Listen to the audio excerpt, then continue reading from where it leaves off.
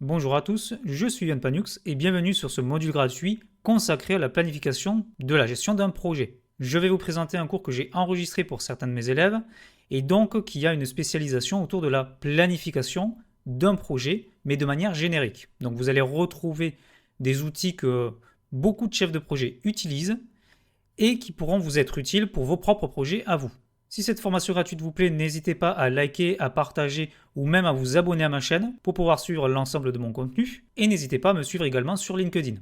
Vous retrouverez l'ensemble des liens dans la description de cette vidéo, que cela soit pour me suivre sur mon LinkedIn ou bien pour visiter mon site internet. Et également, vous retrouverez le lien du support de cours que je vous présente lors de cette vidéo, que vous pouvez télécharger gratuitement. Je vous souhaite un bon visionnage. Pour le cours d'aujourd'hui, donc, on va voir ce que c'est que la planification du projet, à la fois de manière globale, mais aussi sur la partie en fait gestion du temps, gestion des tâches et tout ce qui englobe la planification. Parce qu'en fait, la planification, ce n'est pas que la planification du temps. Vous allez voir, c'est aussi la planification des risques, la planification des ressources, la planification de la communication. C'est plein de paramètres en fait dont le chef de projet a la responsabilité et qu'il va falloir qu'il anticipe pour, construire en fait sa planification globale, afin de faire en sorte que le projet se déroule dans les meilleures conditions possibles. Donc la présentation, ça va être découpé en 4 parties. Donc tout d'abord, je vais revenir sur la définition des livrables, pour qu'en fait, vous puissiez bien comprendre pourquoi il est important de définir des livrables, de bien les définir, afin de bien organiser sa planification. Je vais ensuite vous parler des estimations, puisqu'en fait, quand on fait de la planification comme ça, dans un projet plutôt traditionnel, bien en fait, on va estimer, on va tout estimer. Le temps, les risques, les ressources, le budget, tout ça, en fait, on va l'estimer afin de savoir quand est-ce qu'on doit dépenser ou quand est-ce qu'on doit utiliser certaines données afin de faire le projet. Ensuite, je vais rentrer dans la planification en tant que telle, surtout la planification du temps, mais je vais vous parler aussi de l'ensemble des éléments qui sont à planifier. Et je terminais par une dernière partie avec le plan de management de projet, qui est un des outils du chef de projet, qui lui permet en fait de dresser un petit peu l'organisation générale qui va être appliquée pendant le projet. Comme ça, quand il sera en fait sur une phase d'exécution et de contrôle, et bien en fait il aura en visuel l'ensemble des données de la gestion du projet qui seront référencées dans le plan de management de projet qu'on appelle aussi le PMP. Donc tout d'abord, je vais vous rappeler ce que c'est que les étapes de la gestion de projet selon le PMI. Donc, un projet, ça commence toujours par le démarrage. Donc, on lance un projet, on essaie d'analyser le besoin, on essaye de voir un petit peu d'où vient le problème, quelles sont nos contraintes, et on va commencer à planifier avec le cahier des charges et ensuite la gestion du projet. On va planifier l'ensemble de toutes les étapes qui vont nous permettre d'obtenir notre solution à notre problème. Et une fois que l'ensemble de la planification a été faite et validée, on passe sur la mise en œuvre, donc l'exécution. On fait en sorte de pouvoir livrer les différents livrables ou le projet en entier, de façon à ce que les estimations et tout ce qui a été planifié de base soient respectés. Et on contrôle tout le temps ce qui se passe pour voir si, évidemment, notre planification se passe bien. Si jamais ça ne se passe pas bien, il faut qu'on repasse sur une phase de planification, sur les points évidemment qui sont bloquants, afin d'y trouver des solutions, de replanifier et de repartir sur la boucle d'exécution et de contrôle. Une fois que l'ensemble des livrables ou que le projet en lui-même a été livré, bien en fait on pourra passer sur la phase de clôture. La phase de clôture va nous servir en plus de voir si notre projet s'est bien déroulé, quels ont été les points positifs de notre planification, qu'est-ce qui a bien fonctionné, quelles sont les choses qu'on a bien estimées, mais aussi de faire un retour d'expérience sur ce qui ne s'est pas bien passé. Et évidemment, dans un objectif, de s'améliorer pour le prochain projet.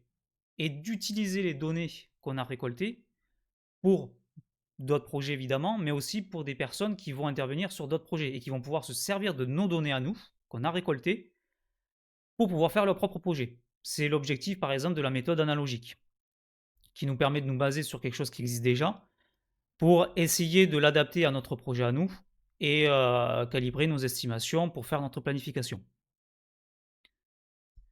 Donc il faut savoir que la planification, c'est la responsabilité du chef de projet. Et le chef de projet, évidemment, c'est, l'incontournable, en fait, du projet, surtout dans les pratiques traditionnelles. L'objectif pour lui, c'est de faire la planification. C'est lui, en fait, qui va s'approprier le projet et faire en sorte d'organiser l'ensemble des tâches, mais aussi l'ensemble de la planification avec les ressources ou les risques, pour ensuite mettre en œuvre le projet et le suivre. Donc le contrôler, faire en sorte que, tout ce qui a été estimé se passe bien et qu'il n'y ait pas trop de problèmes ou d'écarts par rapport à ce qui a été planifié. Donc en fait, il va s'assurer de la coordination et de la communication entre les différentes parties prenantes du projet et il va faire en sorte que le respect du triangle d'or soit efficace.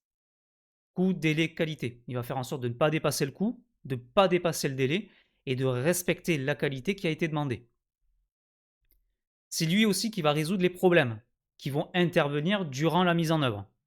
Si jamais il y a un risque projet qui intervient, justement pendant la mise en œuvre, normalement il y a des solutions qui ont été déjà anticipées et donc qui vont être enclenchées pour pouvoir résoudre le risque. Et si jamais un risque qui intervient et qui n'a pas été planifié, ben, en fait, c'est le chef de projet qui doit trouver les solutions par rapport à ça. Donc en fait, il est là pour résoudre les problèmes à la fois durant le projet, durant la mise en œuvre, mais aussi ce qui peut se passer durant, la mise en œuvre avec l'équipe. C'est lui qui va gérer les conflits, qui va faire en sorte que, si jamais il y a un problème d'entente ou de communication, beh, c'est lui qui va le régler, afin toujours évidemment de pouvoir livrer le projet en temps, en heure et avec la qualité qui est demandée. C'est lui aussi qui va gérer les ressources, les équipements, évidemment le budget. Donc en fait, c'est le pilote. Il va piloter le projet avec l'ensemble des éléments qui va lui être accordé, qui va lui être mis à disposition. C'est pas lui qui va choisir les ressources. C'est pas lui qui va choisir le budget. Par contre, bon, évidemment, les équipements, il va discuter avec l'ensemble des personnes qui vont faire le projet pour savoir ce qui est nécessaire de mettre en place pour pouvoir le faire. Mais généralement, le chef de projet, lui, il va faire une demande et on va lui accorder ce qui est possible de lui accorder. Donc, c'est à lui, en fait, de jongler entre ce qu'il a et ce qu'il a demandé pour essayer de faire sa planification. Et c'est justement lui qui va devoir ensuite jongler entre les différents éléments pour faire la planification globale du projet et la gestion du temps. C'est lui qui va répartir les tâches, c'est lui qui va répartir les ressources, c'est lui qui va répartir l'ensemble des solutions pour pallier aux risques s'ils interviennent et faire en sorte que tout se passe bien. Dans la planification, ben, en fait, c'est, vital de pouvoir effectuer cette planification parce que la planification, c'est l'étape clé de la gestion du projet. Ça consiste en fait à déterminer l'ensemble des objectifs à atteindre, les tâches qui doivent être effectuées, les ressources qui sont nécessaires d'employer pour pouvoir faire le projet et de déterminer les différentes échéances et les différents délais qui sont imposés. Et en fait, la planification, c'est vraiment un processus systématique de tout projet qui va permettre de définir en fait comment on va le mettre en œuvre, comment on va le surveiller, le contrôler et évidemment comment on va pouvoir évaluer le niveau de performance de notre projet pour savoir si on est dans les temps. Donc on va mettre en place toute une batterie d'indicateurs clés de performance, donc les KPI, pour suivre notre projet et faire en sorte d'atteindre nos objectifs. Et justement, la planification, son objectif, c'est de s'assurer que les ressources vont être utilisées efficacement pour atteindre nos objectifs. Parce que c'est surtout ça le cœur même de la planification. On va se voir attribuer des ressources humaines, matérielles, budget, temps. Tout ça, c'est des ressources qu'il va falloir planifier pour la mise en œuvre de notre projet et ensuite faire notre projet. Et donc, l'objectif, c'est d'essayer de planifier l'ensemble de ces ressources de manière le plus efficace possible. Et la planification comporte plusieurs sous-étapes. Déjà, on planifie dès le début avec la création de notre cahier des charges, donc l'analyse du besoin, plus l'analyse fonctionnelle, plus le cahier des charges technique. Tout ça, ça reste de la planification. Parce qu'en fait, on planifie ce dont on a besoin pour pouvoir résoudre notre problème. Ensuite, on va planifier les tâches qui sont nécessaires pour effectuer les opérations afin d'atteindre les objectifs de notre projet au travers de la solution qui sera livrée. On va planifier les ressources nécessaires pour effectuer ces tâches, les délais et les échéances limites pour le projet, et évidemment l'utilisation efficace du budget. On va faire en sorte de bien répartir le budget qui nous est attribué dans les différentes ressources pour faire en sorte de livrer le projet tout en respectant en fait le budget qui nous est accordé. Il ne faut pas qu'on le dépasse. Bon, je vous le cache pas, la plupart du temps, on va le dépasser le budget. Mais l'objectif, c'est de le dépasser le moins possible. C'est pas grave si on le «dépasse» entre guillemets, le principal, c'est de faire en sorte de moins le dépenser possible et de trouver des solutions qui nous permettront de, bien, livrer notre projet. La planification permet aussi de gérer les risques, comme je vous l'ai expliqué tout à l'heure. Donc d'évaluer à la fois la récurrence, donc la fréquence en fait où le risque peut intervenir et son impact. Savoir s'il est très impactant, donc important, ou bien s'il peut être en fait négligeable. Et en fait, tout ça, ça nous permet de calculer ce qu'on appelle la criticité. Évidemment, on va essayer de planifier aussi les mesures nécessaires qu'il faut mettre en place pour pouvoir le gérer si jamais il intervient. Mais l'objectif de la planification, c'est de partir des livrables. Et c'est pour ça qu'en fait, découper son projet en livrables, c'est très important. Parce qu'en fait, les résultats qu'on atteint grâce aux livrables, ça va être une petite partie du produit qui va être livré. Et tout ça, en fait, il faut planifier minutieusement les ressources nécessaires pour pouvoir le faire. Donc en fait, on va découper nos livrables en tâches, on va leur attribuer des ressources, on va leur attribuer des délais, on va essayer d'évaluer les risques de manière beaucoup plus structurée grâce aux livrables afin de pouvoir faire notre projet. Et en fait, les livrables sont en fait importants pour plusieurs raisons. Tout d'abord, ça permet, comme je vous disais, de structurer le projet. Donc en fait, on va pouvoir, le découper en catégories, en domaines, pour savoir ensuite comment on va découper nos tâches. Ça nous permet de structurer l'ensemble de notre projet, étape par étape. Ensuite, ça permet de clarifier les attentes. C'est-à-dire que, le client, lui, il a un besoin spécifique. Et nous, en fait, on va essayer d'organiser l'ensemble de la mise en œuvre pour atteindre, en fait, ses objectifs et faire en sorte de satisfaire ses attentes. Donc en clarifiant les livrables, on clarifie les attentes. On va livrer tel livrable, donc on sait que vos attentes, c'est ça et au travers de ce livrable, on va pouvoir vous permettre d'atteindre ces objectifs. Ça permet aussi de vérifier et de valider si les attentes et les objectifs sont atteints. Puisqu'en fait, quand on fait un livrable, quand on le livre, on va forcément faire ce qu'on appelle une recette. La recette, c'est de voir avec le client si tout ce qu'on a effectué durant le projet correspond à ce qu'il souhaitait avoir. Donc en fait, quand on arrive en fin de livrable, on va tester avec lui pour voir en fait si ça répond à son besoin. Donc ça permet en fait normalement en fait de fixer certains jalons intermédiaires jusqu'à en fait la livraison complète du projet. Ça permet de définir des résultats qui sont tangibles, donc qui sont en fait atteignables, mais qui sont aussi réalistes. L'objectif évidemment c'est de répondre aux besoins. Et donc en fait au travers des livrables, on va définir des résultats qui seront concrets, que le projet doit atteindre, et qui sont mesurables. Mesurables évidemment pour s'assurer que le besoin est respecté. Et enfin, ça permet de faciliter la communication, puisqu'en fait, on sait qu'on est sur le livrable 1. Le livrable 1 porte sur tel domaine, donc on ne communique que sur ce domaine précisément.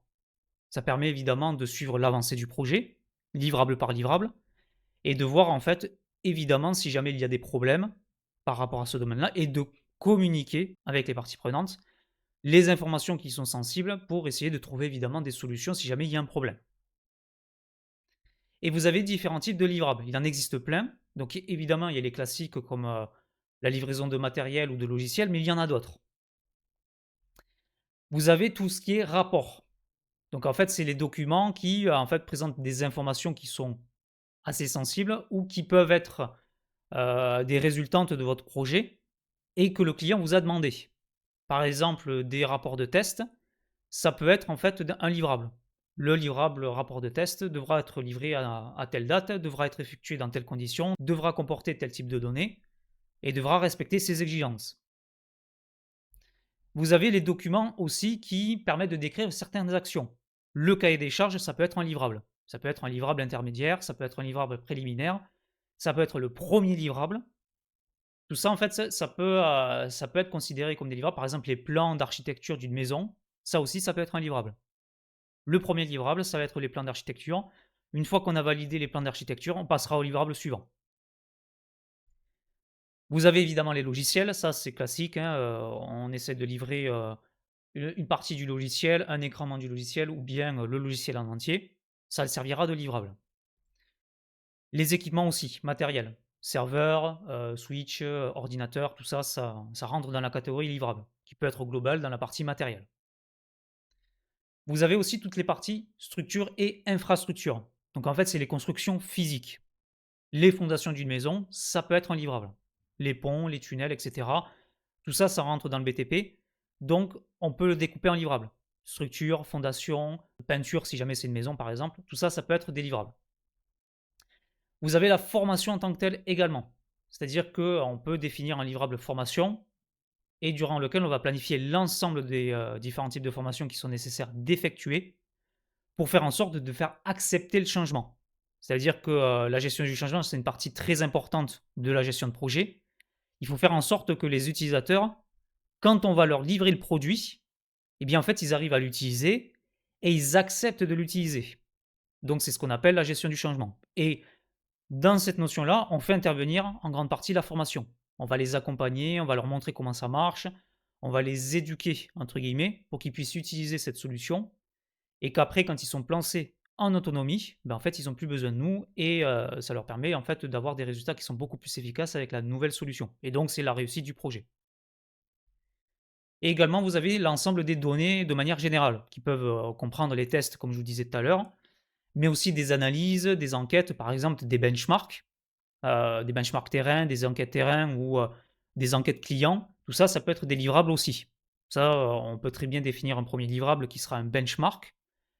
Une fois qu'on a le benchmark, on récupère les données, on voit si c'est validé et on passera au livrable suivant. Et vous avez plusieurs personnes qui peuvent définir ces livrables. Le chef de projet, lui, il est responsable de planifier, d'organiser, de digérer, de contrôler les activités du projet. Et c'est lui aussi qui va avoir une part importante dans sa création, au niveau des livrables, j'entends.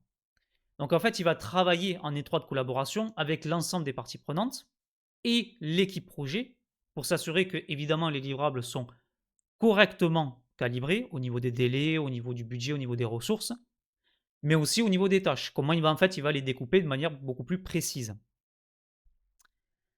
Le client peut aussi lui-même définir les livrables, comme quand il rédige le cahier des charges fonctionnel. Donc en fait, en fonction des fonctions de service qui vont être définies, il va les pondérer et ensuite il va les placer dans des différents livrables qui vont devoir être respectés ensuite par la partie MOE au travers de la solution. Évidemment, la partie MOE peut intervenir ensuite en disant voilà, nous on a détecté certains problèmes, ce livrable ne nous semble pas forcément très logique, on devrait plutôt faire ça comme ça, etc. Donc en fait, c'est une entente mutuelle. Le prestataire, évidemment, peut définir dans un cahier des charges techniques les livrables lui aussi, si jamais ils n'ont pas été définis dans le cahier des charges fonctionnel. Donc c'est lui qui, en fait, il va découper l'ensemble des objectifs à atteindre, des attentes du client, dans différents livrables, catégorisés, priorisés, etc. Et ensuite, il va y placer les ressources qui lui seront attribuées. Si jamais il y a plusieurs livrables, vous pouvez aussi avoir plusieurs prestataires.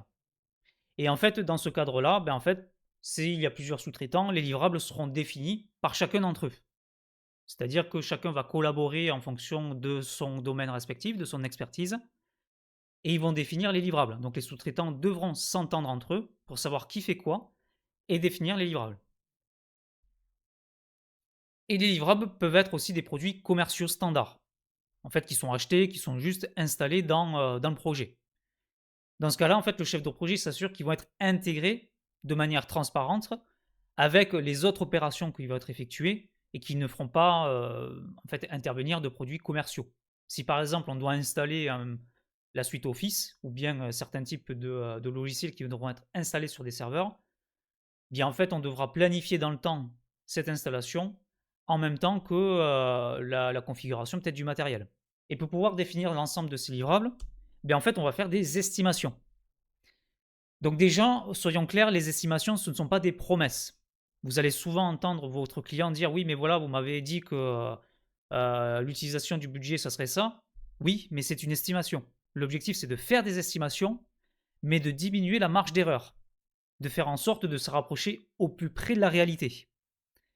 Et évidemment, il va falloir estimer les bonnes informations, les bonnes données, et vous en avez plusieurs. Tout d'abord, vous avez l'estimation du temps. Donc en fait, ça vous permet de déterminer en combien de temps certaines tâches vont devoir être effectuées. Certaines tâches ou un ensemble de tâches qui peuvent être comprises dans l'ensemble d'un livrable. Vous avez ensuite l'estimation des ressources, c'est-à-dire combien de ressources nous avons besoin pour faire les tâches. Combien de personnes nous avons besoin, combien de matériel, combien, d'énergie, par exemple, nous avons besoin et cetera. Par exemple, l'énergie électrique, est-ce qu'on a besoin d'un certain niveau d'énergie électrique pour pouvoir faire notre projet? Ça rentre, en considération dans certains projets, notamment de BTP, ou bien, de construction de matériel industriel. Ils sont obligés, en fait, de déterminer combien d'énergie électrique, hydraulique aussi, hein, c'est possible, ils ont besoin pour pouvoir faire leur projet. Donc tout ça, ça reste des estimations. Ensuite, vous avez l'estimation du budget en tant que tel. C'est vraiment une donnée à part. Il faut qu'on puisse déterminer le budget de base, ensuite découper précisément comment il va être utilisé, pour pouvoir ensuite l'attribuer à différentes tâches. On a besoin de tant de personnel, on a besoin tant de ressources, de matériel, de logiciels aussi potentiellement, et donc ça va nous coûter tant. Donc en fait, il va falloir estimer le budget global qu'on va avoir besoin et ensuite le découper et le répartir sur l'ensemble des données qui vont, en fait, qui vont découler des autres estimations. Vous avez ensuite l'estimation des risques. L'estimation des risques, c'est quelque chose qu'on va faire dès la planification. On va essayer d'anticiper ce qui peut arriver de manière entre guillemets négative durant le projet pour y apporter des solutions et faire en sorte de pouvoir les gérer quand ils interviennent. Donc en fait, on va essayer de les évaluer, d'analyser un petit peu leur probabilité, leur impact, voire même les moyens de détection qu'on a à disposition pour faire en sorte de les détecter s'ils arrivent, afin d'évaluer ce qu'on appelle la criticité. À quel point ce risque est critique et à quel point je dois le prendre en considération si jamais il intervient, et donc quel type de solution je dois mettre en place pour éviter qu'il impacte trop mon projet. Vous avez ensuite l'estimation de la charge de travail. Ça se calcule en temps jour homme, c'est-à-dire combien de personnes j'ai besoin pour faire une tâche précisément. Si j'ai besoin d'une personne pour faire une tâche et que ça va me prendre une journée pour la faire avec une seule personne, si jamais j'ai deux personnes, ça va me prendre une demi-journée. Donc ça sera à moi en fait d'estimer la charge de travail d'une tâche pour ensuite y allouer les bonnes personnes et le bon nombre de personnes pour pouvoir l'effectuer. Évidemment, l'objectif c'est de tenir les délais. Et vous avez aussi l'estimation de la performance. En fait, ça implique surtout de déterminer des indicateurs clés de performance pour une tâche ou un ensemble de tâches et ensuite d'évaluer la progression du projet. Donc en fait, on va estimer le niveau de performance qu'on doit atteindre en temps, en utilisation du budget, en charge de travail, en risque qu'on doit gérer, pour ensuite suivre et piloter notre projet. Comme ça nous permettra, quand on est sur la mise en œuvre, de dire, ben voilà, le budget, on est censé atteindre tel niveau d'utilisation. Si jamais on le dépasse, ça veut dire qu'on a mal fait nos estimations, donc on a mal fait notre planification, donc on est en retard. Et les estimations, vous avez des estimations à 3 niveaux. Donc d'abord, vous avez ce qu'on appelle les estimations globales, c'est ce qu'on fait en début de projet. Donc généralement, c'est le client qui va estimer de manière macro, en fait le macro planning, le budget qu'il peut débloquer pour faire le projet, potentiellement les ressources qu'il a besoin pour pouvoir le faire, si jamais il a déjà une bonne vision, et évidemment toutes les parties estimation autour du produit. Donc en fait, il va créer le cahier des charges, il va estimer globalement ce dont il a besoin pour résoudre son problème. Ensuite, il va estimer de manière beaucoup plus détaillée. L'objectif, c'est d'affiner les estimations globales, surtout en phase de conception du produit, pour ensuite estimer les ressources, le temps, les budgets, les risques, l'ensemble des données dont je viens de parler, pour ensuite planifier.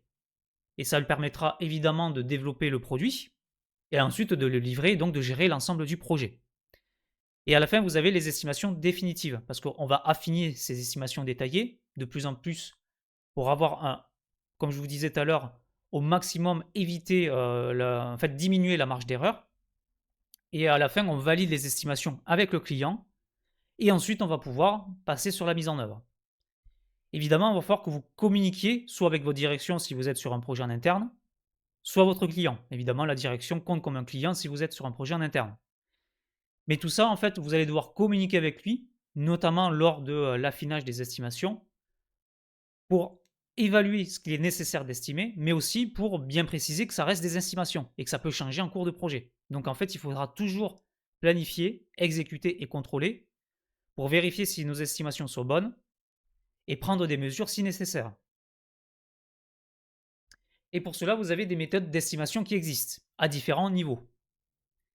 Donc, il va falloir que vous sélectionnez une approche d'estimation, qu'ensuite vous mettiez en place, certaines options qui s'offrent à vous, pour ensuite utiliser des outils.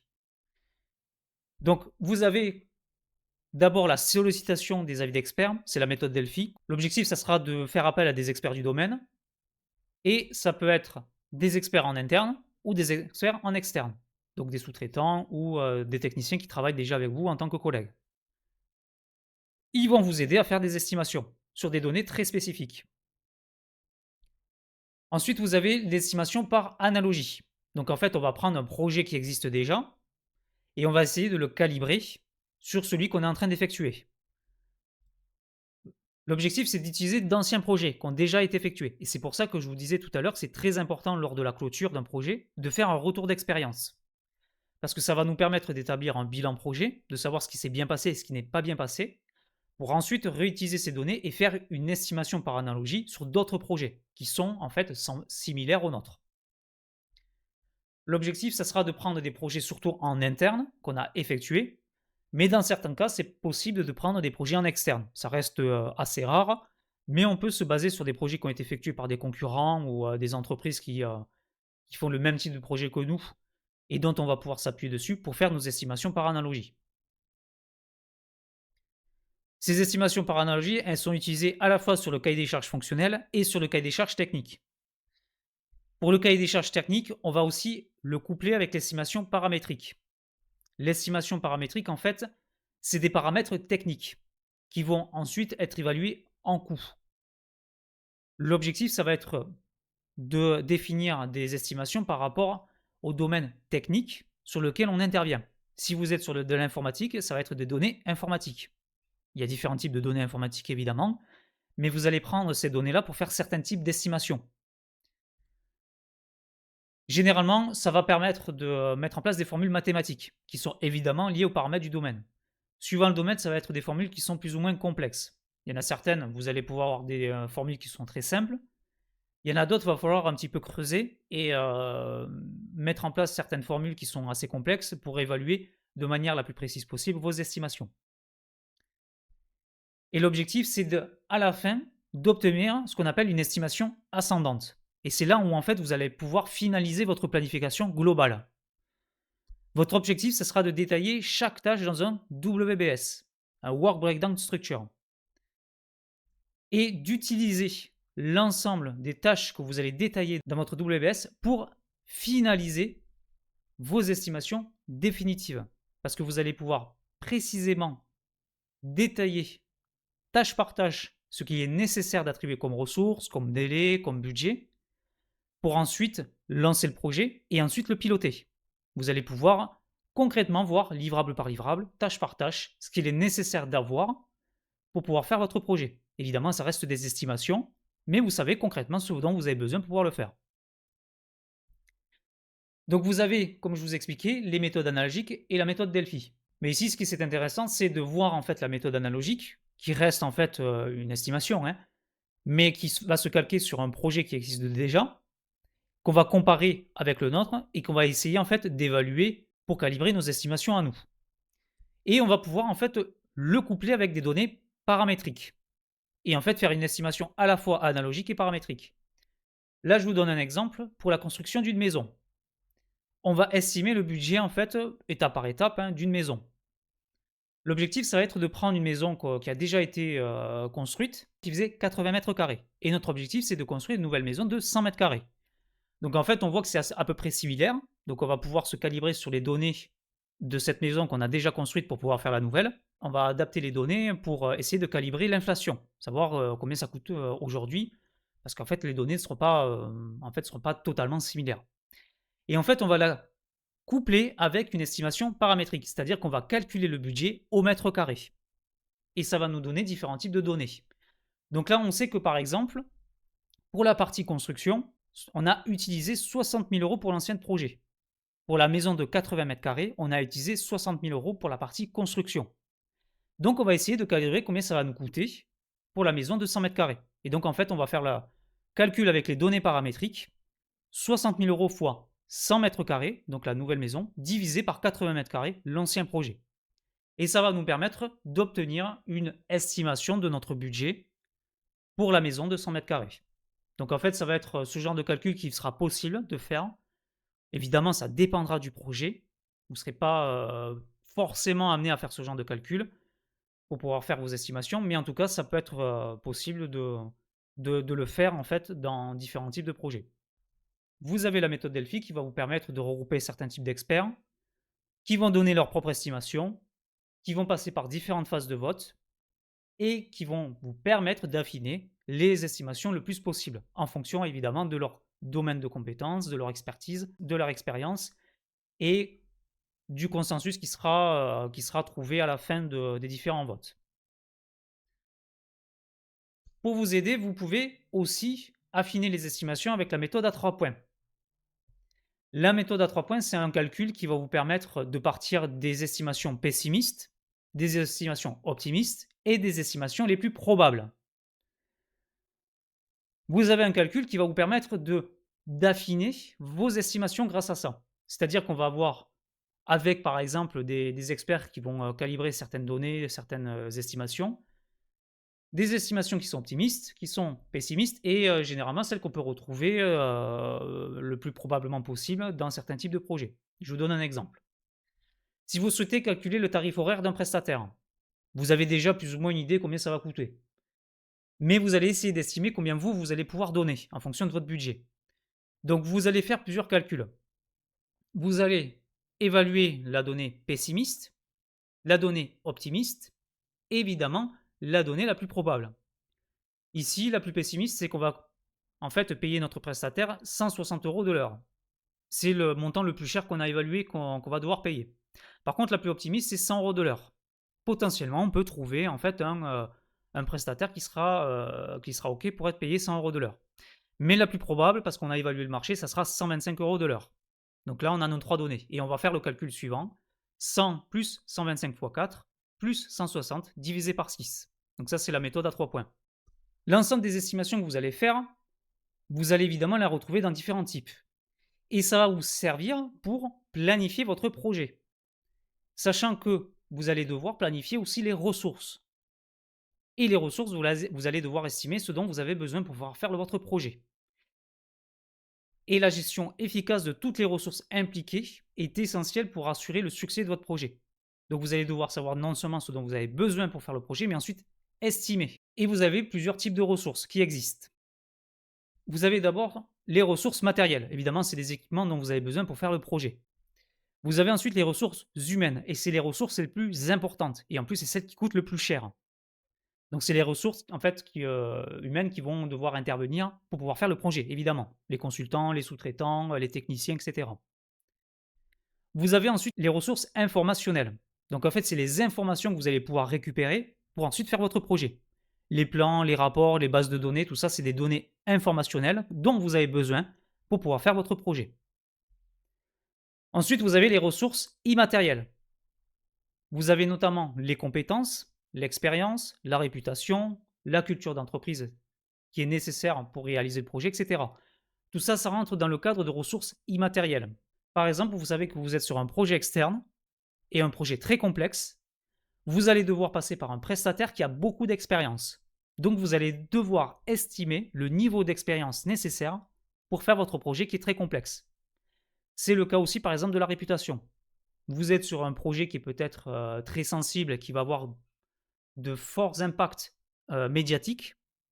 Donc, vous allez devoir passer par une personne ou un organisme qui a une très forte réputation pour assurer en fait le succès de votre projet et pour rassurer peut-être certains actionnaires ou certains sponsors qui sont avec vous pour évidemment assurer le succès du projet. Vous avez aussi les ressources environnementales. Donc là, en fait, c'est tout ce qui a trait aux installations, aux infrastructures qui ont besoin de fonctionner. L'énergie, l'eau, les routes, les ponts, les aéroports, tout ça, c'est des ressources environnementales qui vont être nécessaires d'avoir pour faire votre projet. Vous avez les ressources juridiques, donc c'est tout ce qui est contrat, licence, certification, permis, réglementation. Parfois, on a besoin d'avoir des permis de construction pour pouvoir faire notre maison. Eh oui, ça existe, hein. Donc en fait, on va estimer globalement ce qu'on a besoin d'avoir comme ressources en termes juridiques pour pouvoir faire notre projet. Parfois, si on n'a pas notre certification, on ne pourra pas faire notre projet. Donc en fait, il va falloir estimer ce dont on a besoin pour pouvoir le faire. Vous avez aussi les ressources partenaires. Donc en fait, parfois, vous allez avoir des partenaires qui vont travailler avec vous, que vous avez déjà en fait, dans votre portefeuille un petit peu de partenaires, si je puis dire. Et vous allez devoir évaluer quels sont les partenaires qui seront potentiellement implicables dans votre projet. Je pense notamment aux fournisseurs, aux investisseurs, peut-être à certains prestataires de services. Vous allez évaluer le type de fournisseur, le type d'investisseur, le type de prestataire dont vous avez besoin. Est-ce qu'on a besoin d'un prestataire informatique? Est-ce qu'on a besoin d'un prestataire en construction? Est-ce qu'on a un besoin d'un prestataire en marketing? Voilà, tout ça en fait c'est des estimations. Et enfin, vous avez aussi les ressources technologiques. Donc là, on rentre plutôt dans la catégorie logiciel, système de communication, les équipements électroniques de manière spécifique comme les réseaux, voilà. Ça, c'est, plutôt vraiment, spécifique à l'informatique de manière générale. Et enfin, vous avez 2 dernières données qui sont les plus importantes, c'est les ressources financières et les ressources temporelles, donc le temps et le budget. Et il faut savoir que ces 2 données vont venir conditionner l'ensemble des autres ressources. En fonction du budget qui vous est attribué et dont vous avez besoin pour faire votre projet et des ressources temporelles, donc le temps qui vous est attribué pour faire votre projet, ça va venir conditionner l'ensemble des autres ressources dont vous avez besoin.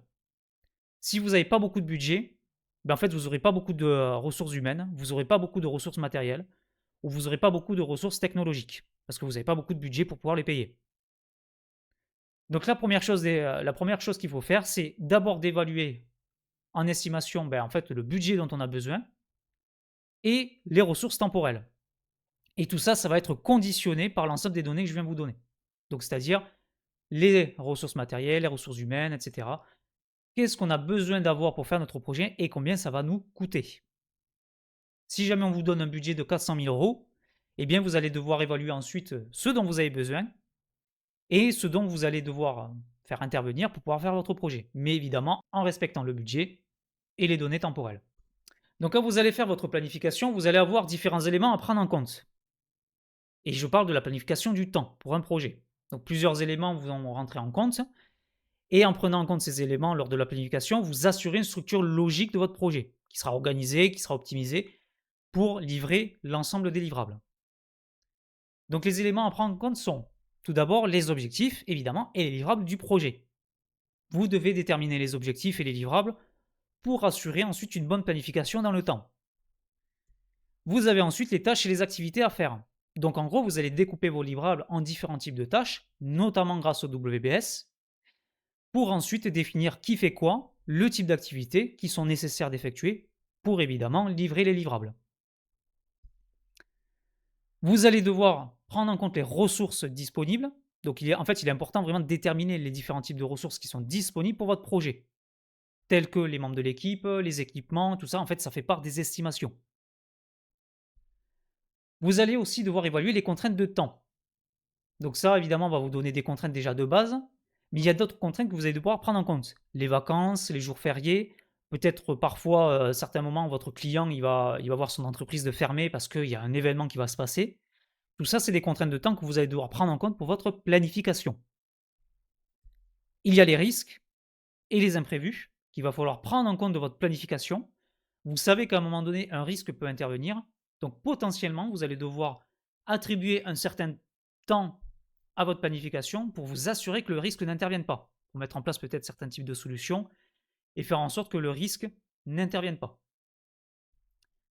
Vous avez aussi des facteurs qui sont plutôt externes, comme les réglementations, les exigences du client, les contraintes du marché qui peuvent évoluer, peut-être l'inflation par exemple, qui peuvent venir impacter votre planification.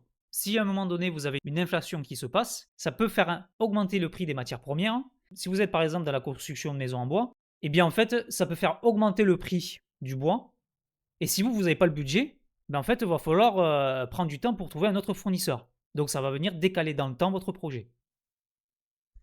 Et vous avez aussi la communication qu'il faut prendre en compte lors de votre planification. Quand est-ce que sont disponibles les parties prenantes pour faire des points réguliers? Quand est-ce que sont disponibles les membres de l'équipe pour pouvoir leur communiquer les différentes informations que nous ont communiquées les parties prenantes? C'est-à-dire les sponsors évidemment, le client ou certains décisionnaires. Tout ça, en fait, va falloir devoir le calibrer dans un plan de communication pour ensuite évaluer dans le temps quand est-ce que vous devrez faire des points réguliers pour obtenir certaines informations et les transmettre.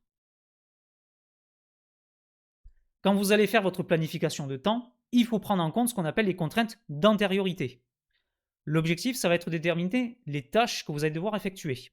Quelles sont les tâches qu'on va devoir faire et qui vont devoir être calibrées chronologiquement. Tout ça, ça va être défini dans ce qu'on appelle un WBS.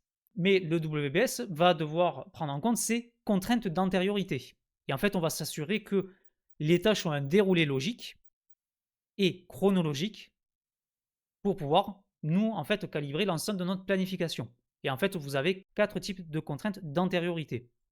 Vous avez d'abord le fin à début, c'est-à-dire qu'on a une tâche qui va se terminer, et quand celle-là est terminée, on pourra passer à la tâche suivante. Mais on ne pourra passer à la tâche suivante que si la précédente est terminée. Par exemple, d'abord on numérise des documents papier, ensuite on va pouvoir les stocker et les indexer dans un système de gestion des documents. Tant qu'on n'a pas numérisé les documents, on ne pourra pas les indexer et les stocker dans ce système-là.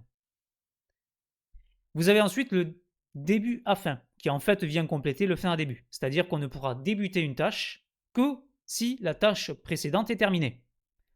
La mise à jour d'une base de données ne pourra être effectuée que quand on aura reçu les informations. Tant qu'on n'a pas reçu les nouvelles informations, on ne pourra pas mettre à jour la base de données, et donc on ne pourra pas continuer la tâche suivante, qui dépendra évidemment de la base de données. Ensuite, vous avez le début à début. Donc en fait, c'est 2 tâches qui vont commencer en même temps. Et ça, c'est totalement possible. Vous pouvez, par exemple, commencer 2 livrables en même temps. Si évidemment c'est possible et si évidemment c'est logique. Par exemple, on peut mettre en place un système de gestion des documents et en même temps commencer la formation des utilisateurs. Ça peut totalement se faire en parallèle. Et vous avez ensuite la contrainte de fin à fin. Donc celle-là, elle est assez rare, mais ça peut arriver. C'est-à-dire qu'en fait, on a une tâche qui va se terminer en même temps qu'une autre tâche. Par exemple, on est en train d'archiver les documents et en même temps, on va les détruire.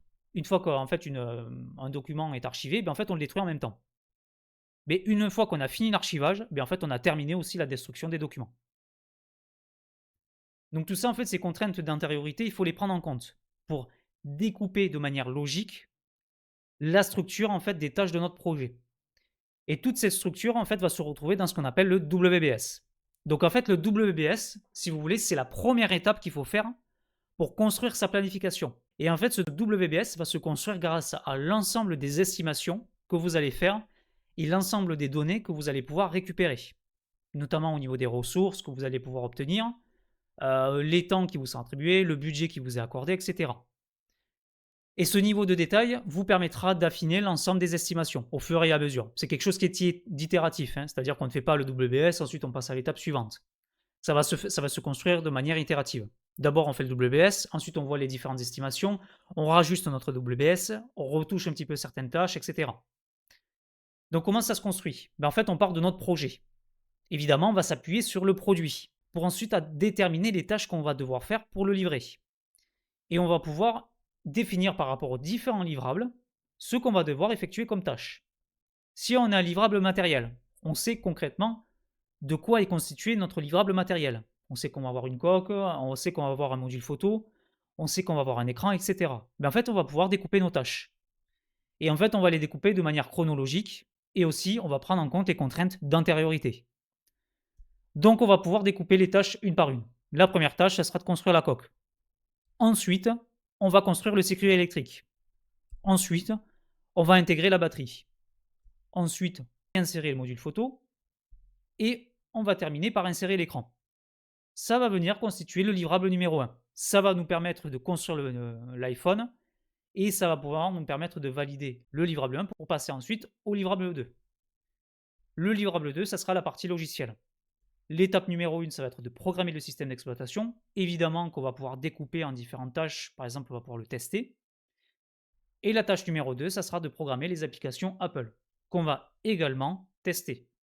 Donc là, on a en fait un WBS. Donc le WBS, ça veut dire Work Breakdown Structure. Donc structure de découpage des tâches ou de découpage du travail. Ce WBS va pouvoir prendre différentes formes. Il n'y a pas un seul WBS qui existe, ou il n'y a pas une seule façon de le faire. Vous pourrez très bien indiquer que certains livrables se passent en même temps, notamment si vous voulez évaluer dès le début les contraintes d'antériorité. Vous pouvez ensuite y renseigner en fait le coût par tâche, les personnes qui vont travailler par tâche, etc. Et vous allez pouvoir avoir des variantes, des différentes structures de découpage. On a notamment ce qu'on appelle le RBS, donc le Resource Breakdown Structure, où en fait on va pouvoir découper les tâches grâce à notre WBS et ensuite y attribuer les ressources. Ça peut être aussi fait avec le budget, et là, ça s'appellera le Cost Breakdown Structure. L'objectif du WBS, évidemment, ça va être de calibrer l'ensemble de notre planification, et cette planification va se retrouver ensuite dans ce qu'on appelle un Gantt. Le Gantt, en fait, c'est le planning. Le planning va être défini grâce au WBS et peut être défini grâce à d'autres techniques. Vous pouvez très bien évaluer les différentes connexions entre les tâches grâce à un PERT. Mais ça vous permet en fait de découper de manière logique l'ensemble des tâches que vous allez pouvoir référencer dans votre WBS. Mais en tout cas, il existe plusieurs pratiques qui existent. Les tâches que vous avez découpées dans votre WBS, ben en fait, vous allez les renseigner dans votre planning. Et en fonction des estimations que vous avez mises en place, estimation de ressources, de temps, de budget, de matériel, etc., ben en fait, vous allez pouvoir le référencer dans votre planning et le faire apparaître.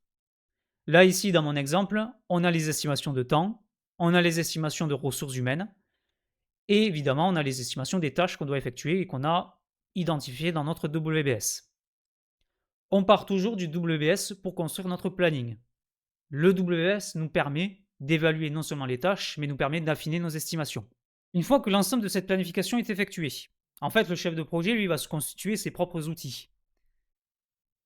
L'un des outils qu'il va forcément mettre en place, c'est ce qu'on appelle le plan de management de projet, le PMP. Donc, à ne pas confondre avec la certification PMP, avec le Project Management Professional. Ça, c'est la certification pour les chefs de projet. Le PMP, c'est plan de management de projet et ça permet en fait de structurer dans un document les différentes étapes, les différentes activités, les différentes ressources et donc les différentes estimations ou les différentes approches qui vont être nécessaires pour réaliser le projet de manière efficace et qui vont être référencées dans le PMP. Vous voyez ça vraiment comme une feuille de route ou comme en fait un document, un outil qui permettra au chef de projet de suivre globalement le plan qui a été décidé dès le départ. Donc en fait, le PMP permet de définir un plan de gestion qui lui va permettre de suivre la réalisation des livrables, la satisfaction des parties prenantes, l'atteinte des résultats, etc. Ça permet d'avoir un plan de management de projet, ce plan de gestion global hein, qui va être défini grâce aux différentes estimations, grâce à votre planification, et qui va vous fournir en fait, ce PMP, une synthèse de l'ensemble de cette planification. Dedans, on va y retrouver l'approche qui a été décidée, un espèce de macro-planning au niveau de la mise en œuvre, les ressources qui vont être appliquées sur le projet, etc. Et vous allez y référencer aussi les différents KPI. Et en incluant le plan de gestion de projet dans le cahier des charges techniques, donc en fait le PMP, hein, vous assurez en fait une certaine cohérence entre les exigences techniques et les étapes nécessaires pour réaliser le projet. Donc concrètement, qu'est-ce qu'on retrouve dedans? Donc dans le plan de management de projet, vous avez les limites, donc le périmètre, les livrables et le cadre des tâches à réaliser pour effectuer le projet. Donc en fait, c'est de manière macro, hein, synthétisée. Vous n'allez pas rentrer dans le détail. Si vous voulez rentrer dans le détail, vous rentrez dans le cahier des charges. Et le PMP est vraiment différencié de la note de cadrage. La note de cadrage, c'est pour résumer globalement le projet, quel est son objectif, qu'est-ce qui va être employé, etc. Le plan de management de projet, c'est vraiment la structure pour la livraison. Dedans, vous allez retrouver le planning de manière macro. Évidemment, vous allez pouvoir référencer le planning de manière détaillée grâce à des liens hypertextes ou bien en le mettant en annexe. Il y en a certains qui le mettent dans les annexes. Vous allez aussi y référencer les ressources humaines et matérielles. Vous allez référencer le budget, c'est-à-dire l'utilisation du budget de manière macro évidemment, livrable par livrable ou bien ressource par ressource. Vous allez y référencer les risques que vous avez identifiés, priorisés et dont vous allez devoir gérer, et les contraintes qui sont imposées pour mener le projet. Dedans, vous allez retrouver aussi ce qu'on appelle un plan de qualité. En fait, c'est le respect des exigences. Donc, globalement, on va y retrouver la définition des livrables, qui est responsable de faire quoi, les objectifs à atteindre, la planification de manière globale, les unités de mesure, donc les KPI, et l'approche ou la méthode de gestion de projet qui a été choisie. Vous allez retrouver le plan de communication, c'est-à-dire le type d'information que vous allez devoir transmettre, à qui, quand, comment et pourquoi. Vous allez pouvoir compléter ce PMP évidemment avec d'autres types de données. Ça, c'est un plan générique que je vous donne. Mais dedans, on peut par exemple retrouver la stratégie de test, si vous êtes dans un domaine informatique. Et le chef de projet aussi va s'appuyer sur différents outils, notamment sur les logiciels de gestion de projet. Les logiciels de gestion de projet sont vraiment super utiles pour la planification. On n'est plus obligé de faire tout à la main comme on faisait dans les années 40. Parce que dedans, on va pouvoir en fait y référencer l'ensemble des données, l'ensemble des estimations. On peut même construire notre WBS directement dans le logiciel. Et dedans, ensuite, on va pouvoir construire notre planning. Le logiciel de gestion de projet, ça permet en plus de fournir une vue d'ensemble du projet. Ça permet de le suivre, notamment au niveau des délais, au niveau du budget. Dedans, tout va être référencé. Et en plus, on va pouvoir en fait communiquer grâce à ce logiciel, puisqu'en fait, on va donner l'accès aux différentes parties prenantes pour qu'ils puissent eux-mêmes avoir accès aux différentes données du projet. L'ensemble des données vont être mutualisées dans ce logiciel. Il y en a certains qui permettent de planifier de A jusqu'à Z votre projet. Il existe plusieurs formes de logiciels. Vous avez des logiciels qu'on va installer directement sur le PC, vous avez des applications web, vous avez des plateformes en ligne, vous avez des applications mobiles. En fait, chaque type de logiciel a ses propres avantages et ses inconvénients.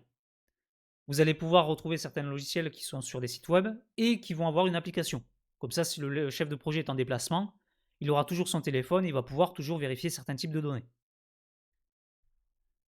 Pour un chef de projet, c'est un outil qui est essentiel. Il ne peut pas se passer d'un logiciel de gestion de projet aujourd'hui. Parce que dedans, ça va lui permettre de suivre les délais et le budget. Et en plus de communiquer avec les membres de l'équipe et les parties prenantes sur les différentes informations. Mais ça doit rester qu'un outil et ne doit pas devenir une fin en soi. Notre objectif, c'est de s'en servir comme d'un assistant qui va nous donner des informations, mais que nous, ensuite, on va traiter, qui va ensuite nous permettre de prendre certaines décisions.